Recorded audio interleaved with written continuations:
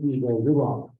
So with that, I want to introduce Jes, who worked with me at Caspida, was it?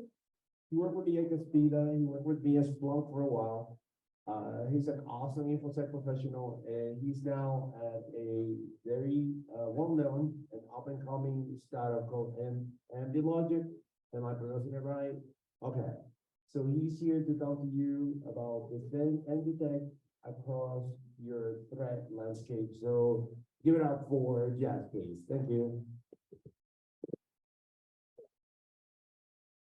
Hey everyone, this is Jes, Joshua, but I go by Jes to make it easy for everybody to pronounce. Just quick, before I get started, I really want to understand, how many of you have been in the SOC?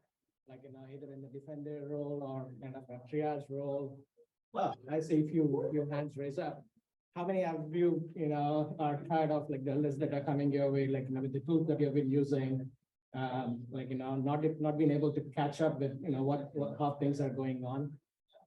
Like that's the story kind of resonates with everybody, like pretty much every SOC that we talk to, it's a similar strategy. So what we're going to talk about today is kind of going into the journey of how, the SOC lives and what can we do to improve, like, what we have been doing that's helping some of the SOC teams that we are working with.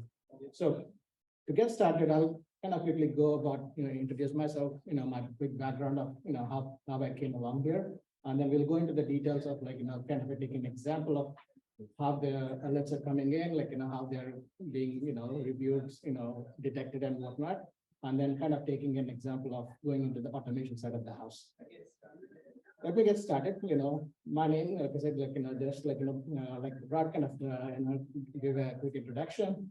I've had like, privilege of working with some of the really big startups. I started with Securonics as one of the founding member of the team, kind of, being, in that space of inside a threat, build a startup from ground up all the way to, like, you're all familiar with Securonics, one of the leading SIEM solutions right now in the space.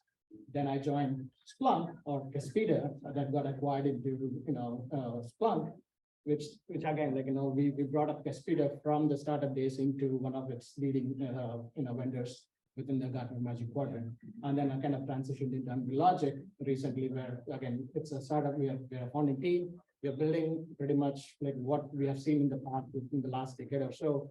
I've worked with almost like 400 plus SOC, customers trying to build their SOC and then kind of seeing the pain. And then we brought in like security professionals from different arena, specifically the actual practitioners, like, the SOC practitioners, SOC managers and whatnot.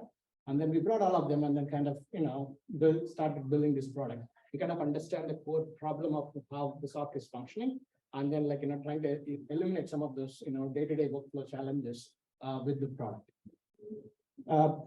Quick background about myself in terms of like, my technical expertise. I'm not just on the security, but, I have a product experience building products, more of a product manager role. And then like, also being on the sales side and also as well as a code developer myself.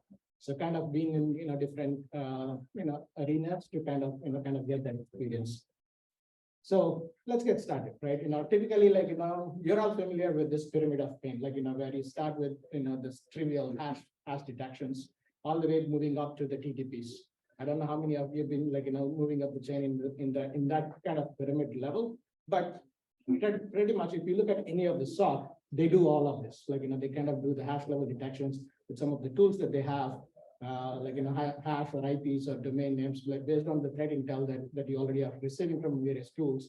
And then you start building like more complex level of detections by like, maintaining an asset management tool or whatnot to look at your network artifacts. And then, you slowly going into the application space and then finally looking at the threat landscape in terms of who are the threat actors, like, how are they doing, and then kind of do it, right? It's more of like, it's an IOC driven, like, especially if you're starting at the bottom of the pyramid, it's more IOC driven and it's very noisy and the context is really, really limited. And then, that's where a lot of people are suffering. And then people started as they go really like, to the upper part of the pyramid, it gets complex, right? And that's where the scarcity of the people comes into the picture. Because, when you talk about SOC, like, one of the big problem is people retention. are also getting the right set of skill set, like, to, ramp up the game, right? That's where, like, most of the SOCs are, suffering, because, the TTP I mean, the low level detection is pretty easy. You have tools for it, but then as you go up the pyramid, you need more skill set. Like that's where, a lot of human intelligence comes up. A lot of SOCs, like at least from what we have gathered in the past, they're all struggling with it because they really don't have the skill set, nor they have time, like, because of all the alert volume that is being generated with all these low-level indicators, like, the hashes or IPs and whatnot. How do you solve this core problem, right? You may all be thinking, like, yeah, we have seen this pyramid of pain, like, what about it right now, right? So what we are saying is, let's flip that game right now. Like instead of looking at the pyramid of bottom up, where you start building the hashes, you start building the next level of detections, increasing the complexity of the detections, flip the pyramid, and then kind of, reverse it in such a way that you can actually manage them. The approach that we have taken, like in our one of the past companies, as well as right now, that's really working for majority of the organizations, is we look at all the raw events. It doesn't matter what type of events it is, whether it's network, like cloud related infrastructure, your endpoint related infrastructure, doesn't matter. Like it could be any events that we're capturing, or even the artifacts of this, the systems that are out there.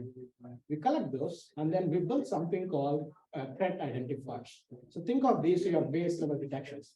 These could be your hash level detections, or this could be your simple, like Yara rules, depending on different types of detections. Each of you are building all of these right now. The challenge with the next step is you're sending these set of detections, the alerts coming out of these detections directly to the triage side of the house. That's where people are struggling, because the volume of these are really, really high. And so the triage side of the house is trying to consolidate them, come up with story around it, because they really don't have context. It's a point in time, like on the very isolated event. You now have to form the story around it and determine what actually has happened around it, what actually has happened, like within the is there any later movement? Like you're trying to determine a lot of artifacts to form a story that we can justify and then make a decision whether it's a benign or a malicious event or a false positive, right? You're trying to justify all of that. It's an ongoing process that happens in everyday SOC. What we really want to do here is, yes, you can generate these events, but add an additional layer on top of it, right? Don't just send directly the raw alerts from these tools or from your detection engines to a triage analyst. Like just put another layer on top of it. Some people have tried it with the source solutions. I don't know if any of you have been using the source solutions, but like tools like the XOR or the SOAR that are coming up, they try to kind of consolidate this event, like fetch the external threat intel, like do all the enrichment in terms of like the hosts or the artifacts, and then send it.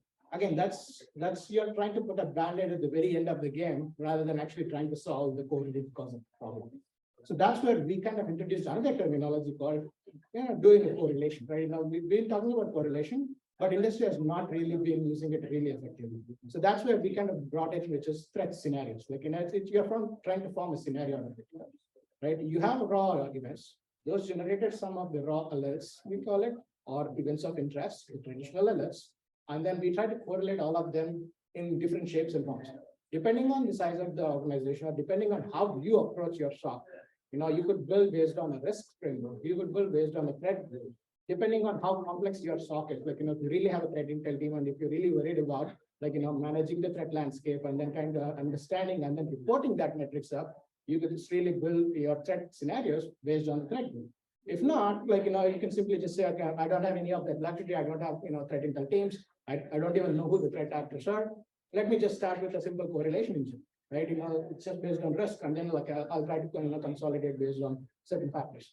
That's where we generate the alerts that are really, really less in volume and have full story around it. So what we do in this whole process is we're enriching at every single step of the way. You're not just enriching at the very end of the tail, where that's where the source solutions are trying to work. Instead, every step of the way where you're actually generating traditional alerts, you enrich each one of them. Because what that will give you is a better correlation story at the very end, where you can actually form the story in a much more confident way. And you also have another full story to kind of, when you're triaging it, when you're reviewing, even for the level 1, you need not even have a level 3 or level 4 kind of reviewer. with the level 1 itself, they actually have the whole story to make the determination, because now you really don't need to pass it along. So that's the beauty that we have seen. And like this methodology worked for a lot of our customers, like a lot of the customers, like our customers right now, we have a lot of Fortune 100 customers right now, because pretty much all the large enterprises are using this framework. I mean, whether it's us or even whether they build it, a lot of them are trying in this approach and they're seeing results. If you're familiar with Splunk's RBA, like it's a rule-based, risk-based analytics, they started with this concept. Like a lot of different people are trying it, but we kind of made it more simplified in such a way that it's you do the enrichment, you do everything at every step of the way, not just at the very tail end, which is going to cause you a pain. Do it at every step of the way, so that you have metadata to make the right decisions at the right right point in time. Eliminate all the false positives, because you already enriched all the details. You can make a right decision to eliminate any of the false positives. So by the time an alert is generated, it's usually a handful. Like what we have seen is a case where there are 10 million alerts that are being generated for a single SOC. It's a large organization, but 10 million alerts. Like imagine that being triaged by, they have about like 13 people across 2 different time zones. 13 people, 10 million alerts. I mean, there's no easy way that they're going to cover any of them, right?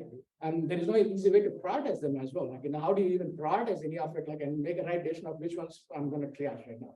So with this framework, what we have done is with the 10 million alerts, we actually got it down to 130, right? It's a big, shut down that we got with this framework, where now it's just 130 alerts. So divided by, 13, like it's 10 alerts per day per analyst, which is much more consumable. And we give enough time back to them so that they can think about a lot more other things, where, you can do a hunting, or you can start building additional detections.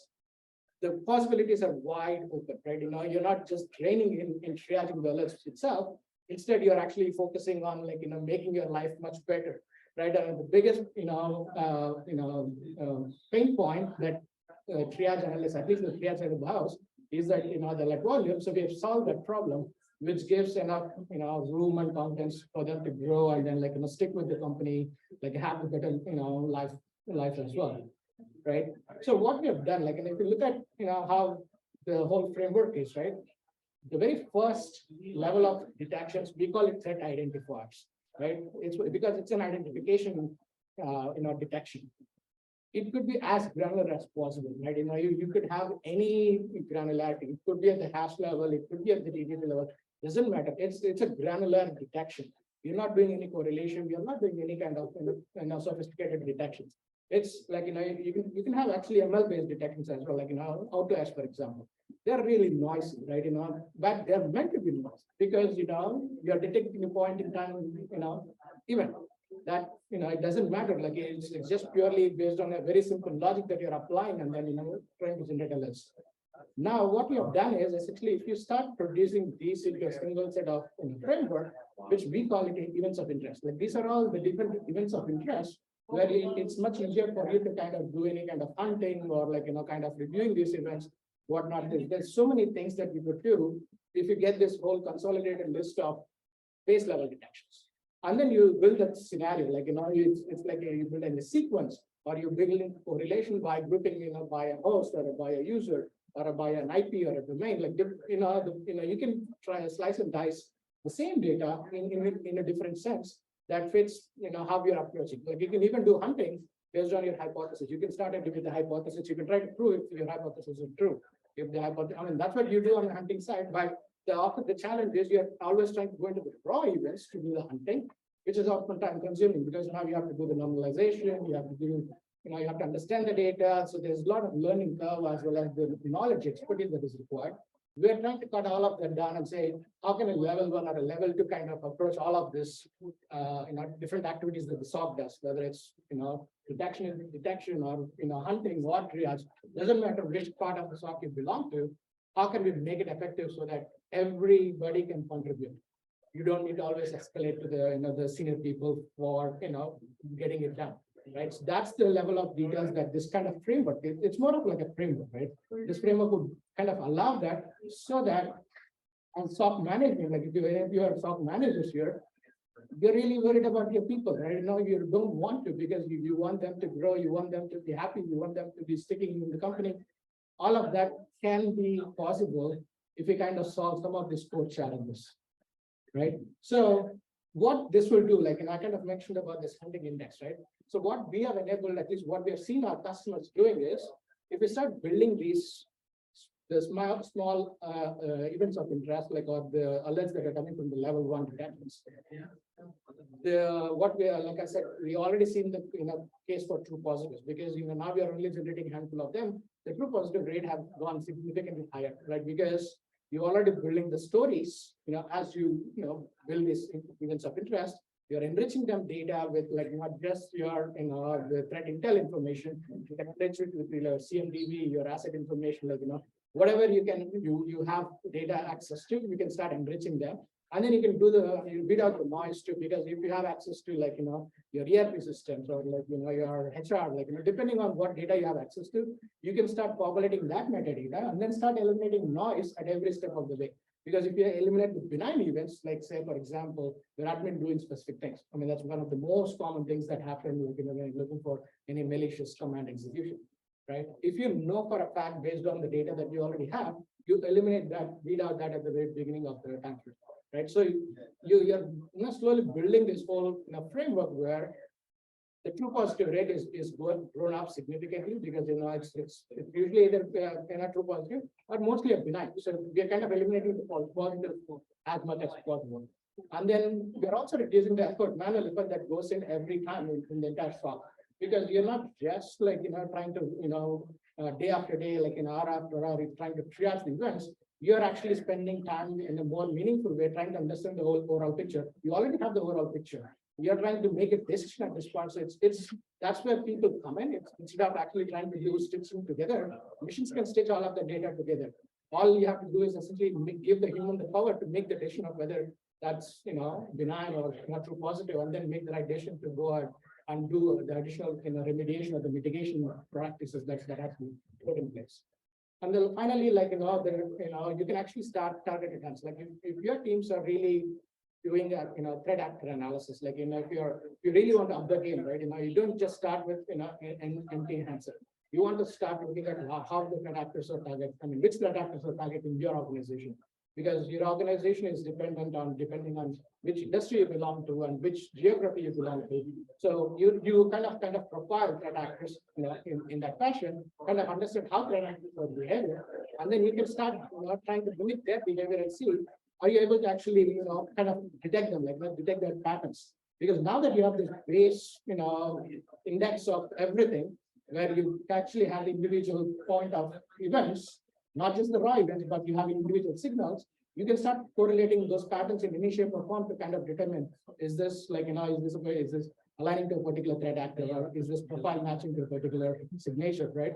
You can start doing all sorts of different possibilities. Like, our customers, at least, like, the framework when we propose this and the value that they see is huge because we have freed up so much of time where they're actually using this for hunting. Like, all the teams, the big advantage that they're seeing is hunting specifically because they never had time to actually do the hunting. They have limited resources. It's very common from the SOC where they really have limited resources and they don't have budgets to kind of really go hire additional team just for doing the hunting because they really cannot justify.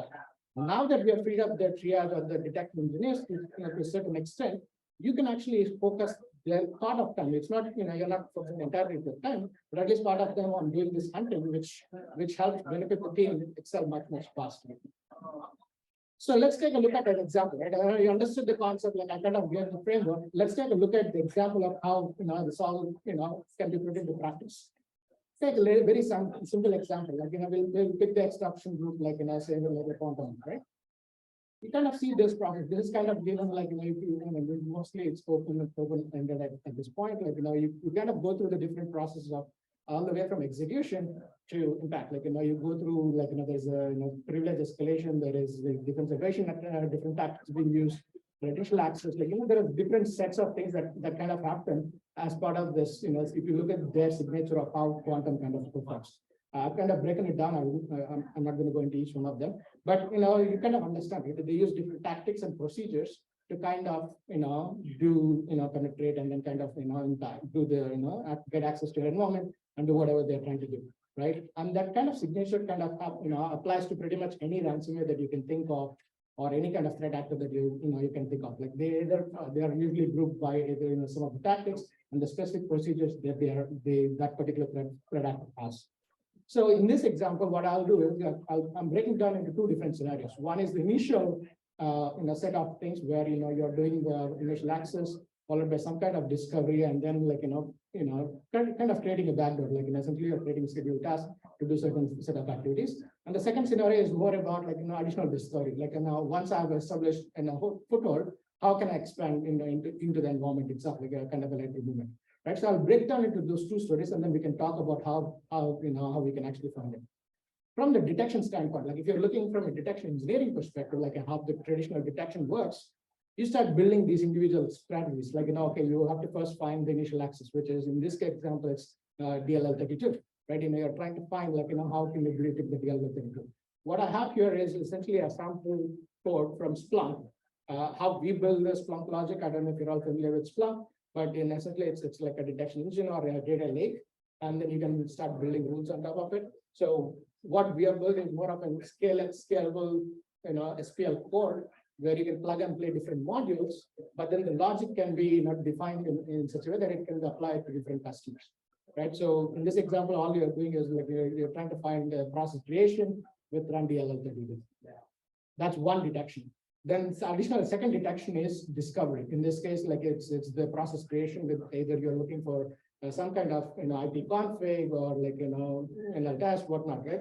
There are several set of commands that are being executed by Quantum. But what we really want to do is we want to break them down into individual pieces. Instead of grouping everything into one discovery detection, we broke them down into smaller components so that we can determine and then kind of reuse that detection across different signatures. It need not be in one single detection, because if you combine all of them into one, it becomes it's a higher level of granularity. So to do the correlation, it becomes a little complex if you want to apply similar technology and similar strategy for a different threat actor.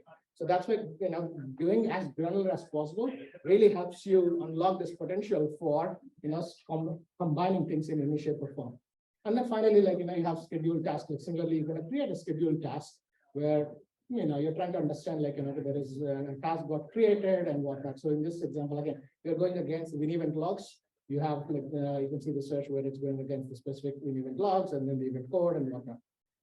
Another thing is we kind of separated out AD find, because the AD find, the reason for separating out AD find is sometimes it could be used by the admins itself, or sometimes it could be used by by the malicious attackers itself. So if you understand those processes, the specific processes that are used in conjunction with how the attackers use, if you segregate them out, then eliminating the noise would be much easier rather than bucketing it. That's why going as granular as possible, understanding how your team works as well as how attacker works kind of helps in this segment, because you're trying to segregate them in a nice, easy way to do additional things down the stream, right? And then NS lookup, for example, NS lookup again, it's a very widely used command.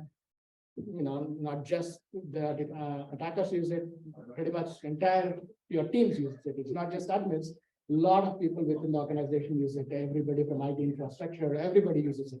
So that's why any of these granular things that depending on how well they're used, which teams use it, breaking them into separate detections kind of help you make the fine tuning much better. Right. So that's one of the core essence of this framework is you grow as granular as possible. That will allow you to be more flexible, when doing the correlation, when trying to do the identification. Again, another detection would be the WMIC. Again, it's similar concept like NS lookup. WMIC is widely used in various contexts and various frameworks. So you really have to segregate it apart. And then let's form the scenario, right? You have built all these detections. If you look at all of these detections, we have built maybe about 7 or 8 individual point detections, what we call threat identifiers. Now, what we are trying to build is more of a correlation, right? You can build a correlation simply just based on the tactic level, right? You can simply say initial access followed by some kind of execution, followed by some kind of command and control. It's very simple as you can get, or you can get as granular as possible, where you're saying, okay, this specific signature in this case It's, the stage one is more about the run DLLs as well as, whatnot, the different way executions of run DLL, followed by a stage two, where it's more about the discovery, which in this case, the ICE discovery commands that we just talked about. And then finally, stage three is more about either a persistence or a defensive issue. So you could combine and, build this, kind of a sequence in either as granular as possible or as flexible as possible. That's up to you. It's based on your appetite, like from the triad side of the house, because going granular would be much more easy because you can build playbooks around it.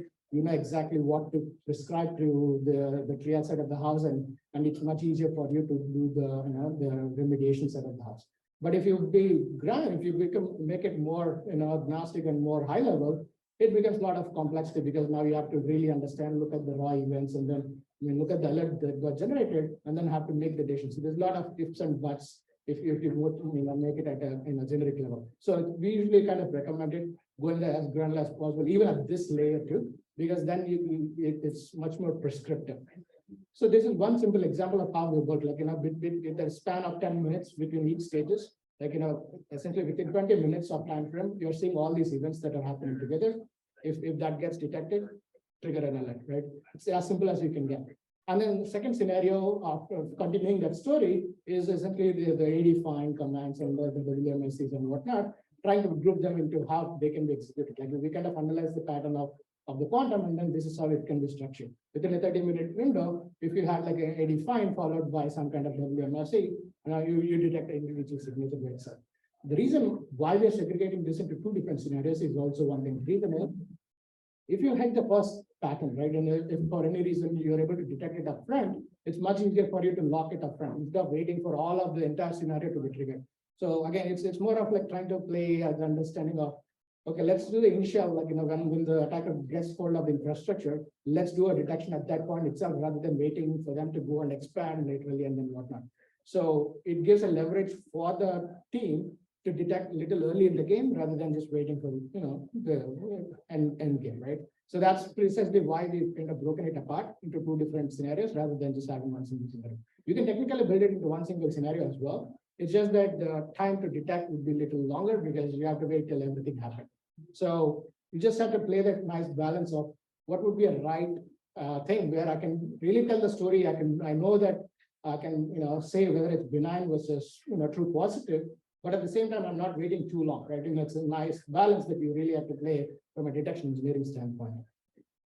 That's how, like, we kind of build it. So if you look at this whole, framework, how we built it for quantum, the core essence of all of this is, like, you're breaking it down into the smaller components. It's very small components that you build at the very first level. The level one detections are really, really consumable, and they're often driven by your threat intel or your, your red team assessments. Like, depending on how your teams kind of build your detections, you take all of that, intelligence and then start building these granular detections, right? Which is very, very mostly at the procedure level. You're not actually building at the technique level, go all the way into the procedure level, because then you can really iterate in terms of how you can combine them at the correlation level, right? And then, like, finally, once you build all of this basic, at the procedure level, then you can start building the correlations in any shape or form. Like, you can combine and cross correlate the same detection, the same threat identifier detection could be used for n different scenarios, right? So you can start building those. You can start building detections for your, like, open-ended servers. So you can start building the same detection. Use the underlying detections for malicious attacker itself. So you can start. It gives you much more flexibility in terms of how you can slice and dice the data. So the big advantage is if you start, doing this way, like I said, it's much more extensible and modular. You can combine and shape and things in a shape or form. And then you can also be very targeted of how you're approaching the detection. It's not like open-ended detections. It's not like ML-based detections where it's wide open. It may or may not be this actor. It's more targeted. Like, you define the scenario, and then if it triggers, it actually makes sense for you. Now, I kind of gave you one example, right? Again, going after, like, depending on your size of the organization, not everybody may have, the full-blown threat intel teams, like, full-blown teams that start building these kind of detections. If you are short on resources, what we have prescribed for majority of the customers is kind of, a pattern-based approach. Like, if you look at most of the ransomware, they have a similar pattern, even though the actual procedures may be different, but they kind of follow the similar pattern of, you start with initial access.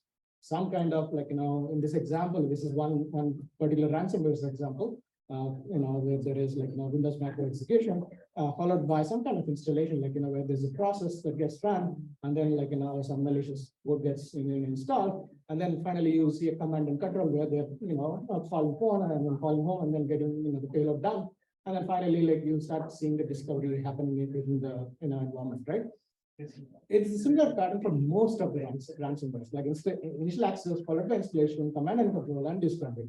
If you kind of codify that in this framework where you're building correlations not based on individual detections, but more at the tactic level and say, I'm not worried about which particular technique or the procedure that they use. Just tell me if any of this pattern follows, like in initial access, installation, command and control, and kind of discovery. Then you can pretty much detect any kind of ransomware out there. That way, you're not worried about the attackers changing their patterns because, of course, the threat actors evolve. So they really want to evade your detection strategies. So this is one way of, giving that granularity where you still will have your base detections, but you want to have the generalized detection where it can, kind of detect at the high level.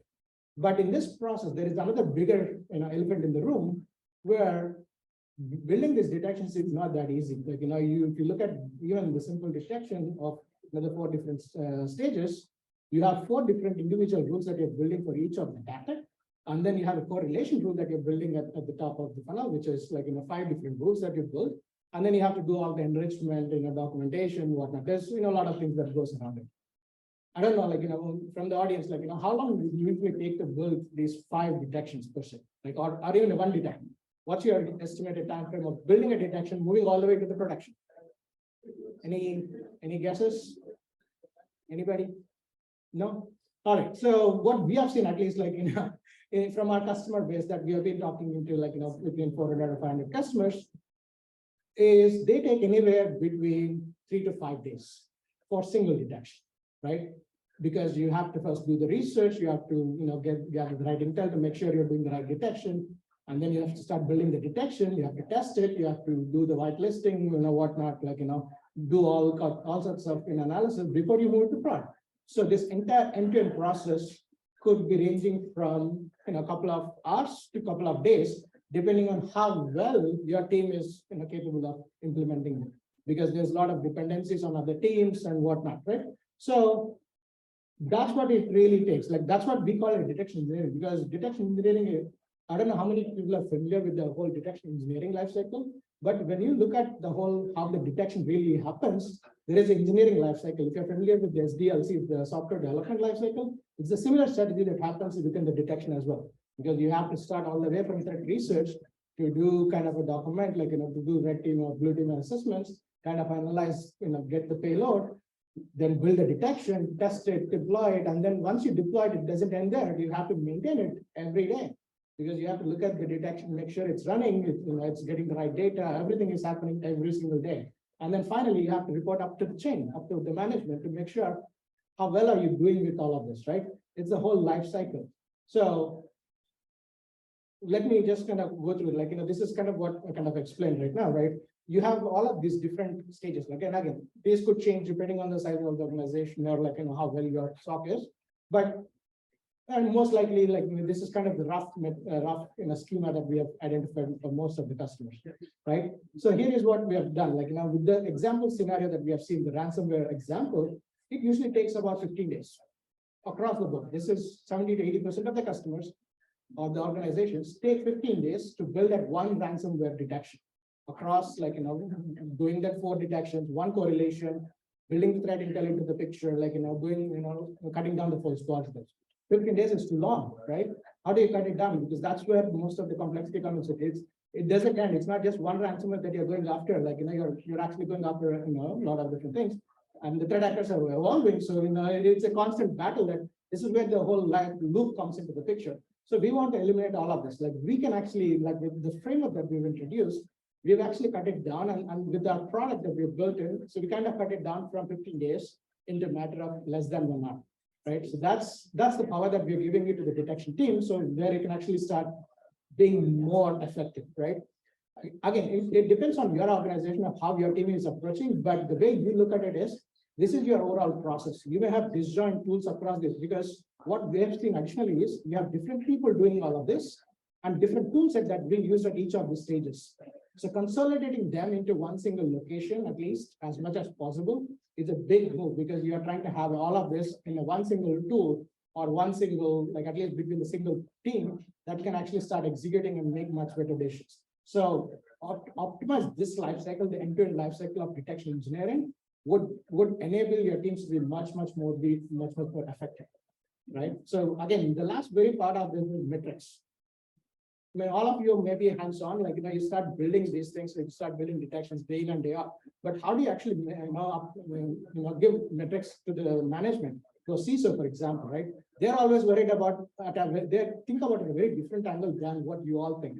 The reason is the CISOs kind of care about, okay, am I covered for this particular threat actor, right?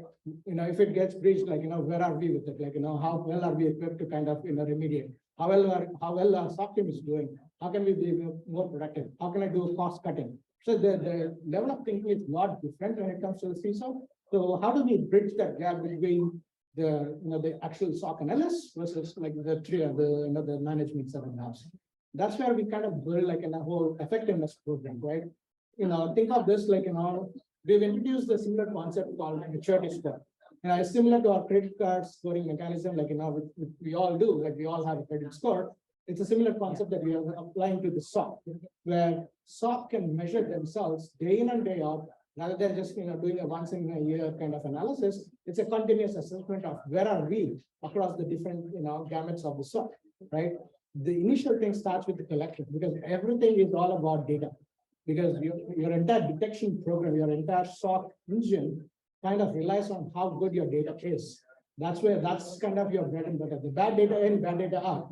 So that means your entire downstream applications are going to get crumbled if you really don't have your data thing sorted out. So that's why, like, you really need to understand what data are you gathering, like, what's the quality of the data that you're gathering. Actually, it's not just about the data, gathering the data, it's how well you're gathering the data. Like, are you gathering for all the environment, or you are gathering for a subset of data, right? So you have to look at all of them and how available it is. Like, is it coming in frequently? Like, are you losing some data? So there's a lot of things that comes in at the collection level, and then you have to strategically kind of escalate that in a different, communication metrics for the board, which is like, how, what technology, specific technologies that you're embedding in your infrastructure. Like, is there industry specific risk from, like, being in a specific industry that you're being targeted on? What specific risks that you have for your specific organization? So there's different sets of risk frameworks that you have to bring in at this point in time, so that can be blended into your detections. Once your detections are strong enough, you can pretty much use your MITRE, for example, if you're already using it. You want to cover as much as possible that is pertaining to your environment. It's not that you want to cover the entire MITRE, because a lot of MITRE things may not apply to you, but you have to understand what parts of MITRE specifically applies to you based on infrastructure that you have and the threat actors that are targeting you, and then make sure you are covered for that gamut of the MITRE. And once you've done that, that's your detection side of the house. Now you do the start doing the correlation, right? And then finally, how is your response side of the house? How well are they being able to triage it? Like, how fast are they triaging it? What's your MTTR? Like, there's different metrics that you can start, analyzing. And then, what can you do? What's the workflow is like, how much true positives are they actually looking at? Like, because it's a feedback loop that you start building between your detection team, your triage team, your hunt team, and your data team. If that's a completely different team, that's a big challenge for most of the SOCs, because that usually sits outside of the SOC. So you have to start managing all of these 3 or 4 different teams, make sure there is a feedback loop between each one of them. Again, you have different tools for each of these teams. So consolidating them into one single infrastructure, trying to have a balance and very well communication between these teams is usually the key to kind of eliminate a lot of the challenges. So that's what we have seen. And then what we do is when we build all of this, we build scores for each one of these pillars, like the collection pillar, the detection, the response, and then combine them into the overall SOC. Like, this is what your SOC is, this is how well your SOC is performing. And this gives a metric for a CISO to kind of understand where we are, which parts of the SOC is kind of struggling, where do we need to invest for the next year or next 2 years, right? So it gives a really quantitative way as well as a qualitative way to kind of discuss and then debate and whatnot. So that's kind of, the key summary of the overall framework that, we've built, and it's kind of working with majority of the organizations. So key takeaways, don't worry about the low quality detections, let them come in, but, build as many of them as possible. But don't look at them as the first level of analysis, right? Build a correlation engine on top of it. However you choose to do it, you can still use the existing tools that you already have, or get a new tool that can do the correlation for you. Build a correlation on top of it, and then do all the enrichment up front, for the low-level detections, so that you can be really better at doing the correlation. And then, again, build that hunting index, however you structure it, whether it's being a data lake or a sim of your choice. Bring that, bring all of those events into one single index, because then you can power not just the detection team, but the hunt team and the triage team to be really, really effective, because they can start building more and more ideas. And then finally, build up your measuring criteria. How do you measure yourself, and then how do you, percolate that measurement to the next level, to the SOC manager or to the CISO, right? How do you, bridge that gap? Because, you're at the very root of everything. And then if you can't communicate that to the next thing externally, it gives a lot of challenges. That's where a lot of complexities comes in. So build up that framework of what key metrics that you really want to build up.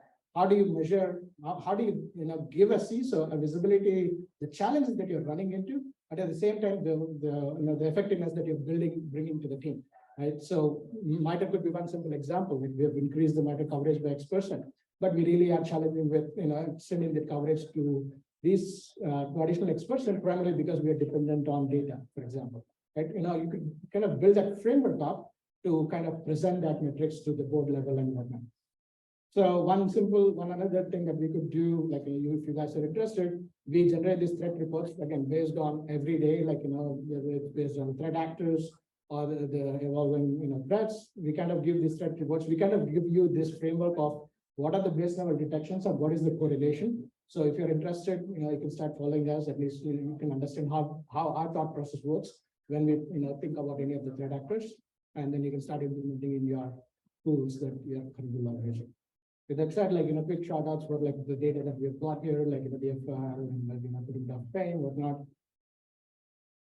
If it's not too late in the day, I want to quickly pose a quick question. I don't know how many of you are, paying attention, but I talked about low-level detections and high-level detections. Can any of you say what was the low-level detection versus the high-level detection? At least the terminology.